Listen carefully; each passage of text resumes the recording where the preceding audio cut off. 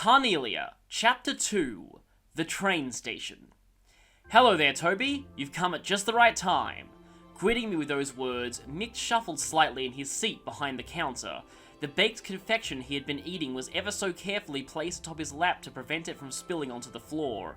He smacked both of his powdered, sugar-covered hands together with a clap, and a cloud of white particles puffed into the air. The smell of sweet spices and baked apple pervaded the dimly lit shop. "We had an item dropped off no more than a few minutes ago," he continued. Turning in his seat, Mick reached back and snatched up something wrapped in old magazine paper from off the shelf, tossing it to me. Knowing full well I wouldn't get any sort of answer, I asked anyway. "What do we have this time?" Laying out my railway and airship tickets, Mick ignored my question and said, "Make sure this gets to the same place as always." In his slow drawl, he added, "It would be in your best interest to keep your involvement to a minimum by leaving the business side of things to me and focusing solely on getting the job done, Toby." He leaned back in his chair and let out a deep sigh, the balls of his fingers kneading the bags under his eyes. Then, once again, his large hand extended down towards the unattended cake resting on his leg. Before the sweet treat could reach his watering mouth, I had already made my way out the door of his tiny shop. As I walked, the waste paper bundled package bounced around inside the folds of my bag. By the feel of its shape and weight as it beat steadily against my side, I concluded that the object in my possession was probably just more swag. It didn't make me nervous not to know what it was that I was carrying, for I had done this type of job many times before, and no matter what kind of trouble I found myself wrapped up in, I had always somehow managed to come out unscathed.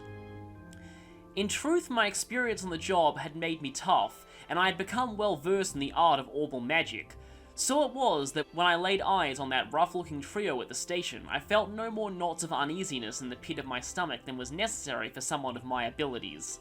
The platform for the train bound for Le Bourg was a bustle with passengers awaiting its eventual arrival. Seeing that the benches were so crammed full of people they could have very well been a tin of packed sardines, I resigned myself to standing near the entrance as I patiently waited for the train to come in. Twisting my body in order to move the bag to my other shoulder, I noticed the figures of two men. Heads bent together and conversing in an inaudible tone, they stood just beyond the ticket gate, right about where the horse head of the Imperial emblem lay embedded in the ground in a grand mosaic of tiles. After a short interim, another man approached and joined in the conversation. From my own perspective, this was one ragtag group I most certainly couldn't have given a passing grade to based on looks. All three were extremely well built and sported the same haircut. To put it mildly, they stuck out in the crowd like a bunch of sore thumbs. Making sure to avoid eye contact with them as they glanced in my direction, I slung my bag back onto my shoulder and ever so calmly reached my hand into my pocket and ran the tips of my fingers across the surface of my orbment. A woman's voice reverberated within the walls of the station, notifying the passengers that the train had arrived. The low rumble of an orbal engine could be felt in the distance, and after a few moments, a large vehicle was seen rolling up on the shoulder. I muttered to myself, "All is well," but the sound of my voice was drowned out by the din of the massive machine.